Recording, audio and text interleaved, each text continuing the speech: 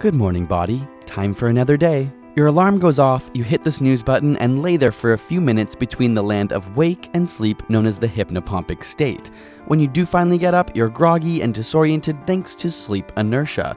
Most of it's shed in 10 minutes, but can sometimes linger for a few hours. During this time, your body temperature is still low, but your blood pressure is sharply rising. There's a 50% increase in the stress hormone cortisol pumping through your bloodstream in preparation for the stresses of your day. Time for a shower. It's also the best time to shave, as clot-forming platelets are most abundant right now, making your blood more sticky, meaning less bleeding from cuts. But it's also the time of day when heart attacks most often occur. 7:30 a.m. swings around and it's time for coffee and breakfast. Enjoy the smell before sipping though. 75% of how we enjoy flavor is not through the tongue, but through smell. The vapors pass through your mouth, around the soft palate, into the nasal cavity, and to the olfactory bulb. That's good. Settling in at work, and your mental activity is actually at a peak in late morning. Most of us are sharpest 2.5 to 4 hours after waking, but your memory is impacted as the day moves on. In the morning, we forget an average of 5 facts, but by afternoon, we forget around 14.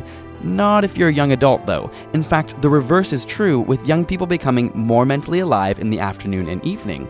But at night, our biological clock seems to turn off proteins involved in forming long-term memories, which is why it's best not to cram for a test all night. It's noon and it's time for lunch. Your stomach is able to expand as much as 2.5 pints to receive a meal. Here it stays for a few hours before it's sent to your small intestine. We digest meals without even thinking about it. In fact, there's a brain of sorts in your belly called the enteric nervous system, which performs everything from sensing nutrients, measuring acids, and coordinating the immune system to defend your gut. Around 2:30 p.m. and lunch has left us a wave of fogginess and fatigue. After a meal, your body has a short boost in energy from the glucose, but is then followed by a wave of insulin, the hormone that transports sugar to your cells. Scientists believe that insulin might pull too much from your blood, causing an energy nosedive. However, this phenomenon occurs even if you don't have lunch, which has led to much research on the power of naps, which increase productivity and safety. 4:30 p.m. and it's time to hit the gym. Though many try to work out in the morning, studies suggest that you may gain 20% more muscle strength by working out in the afternoon. Your airways are more open, your heart works more efficiently, and your reaction time is at its peak. Much of this has to do with your core body temperature peaking later in the day.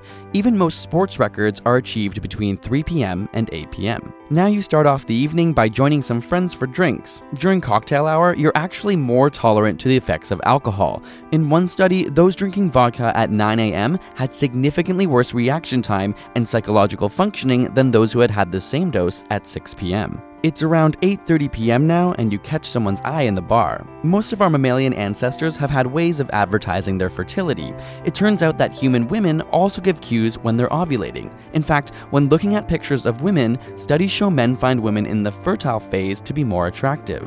You ask each other to dance, which brings you close enough to get a whiff. After all, your sebaceous and apocrine glands release scents through the armpit which potential partners may find attractive.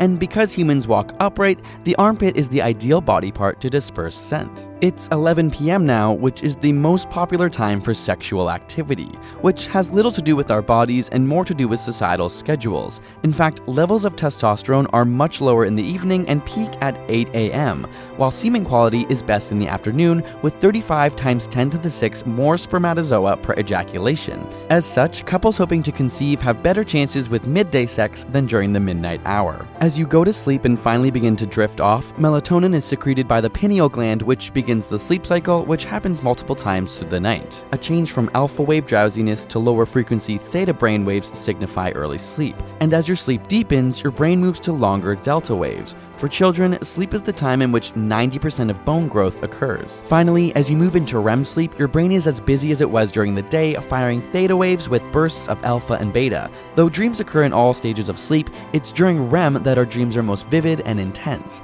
Recent brain scans have shown that neurotransmitters like serotonin, histamine, and noradrenaline are shut off at this point, turning off reason and logical sense of time, which explains some weird dreams. We dream for an hour and a half to 2 hours each night, meaning you spend about 6 years vividly dreaming over your lifetime. In the middle of the night, your body actually wakes up periodically in something called microarousals. These can last only seconds, but occur between 200 to 1,000 times per night. Though most of us in the Western world sleep in all one go, many past cultures' sleep was broken up into 2 periods with social activity in between. Some studies have even shown that we have 2 distinct 4-hour natural sleep periods, which in the past would have lasted between 8 p.m. to 12 a.m., and then again from 2 a.m. to 6 a.m. By 4:30 a.m., your body temperature is at its lowest and your sleep continues to move through the cycle. In a few hours, it'll be, "Good morning, body. Time for another day."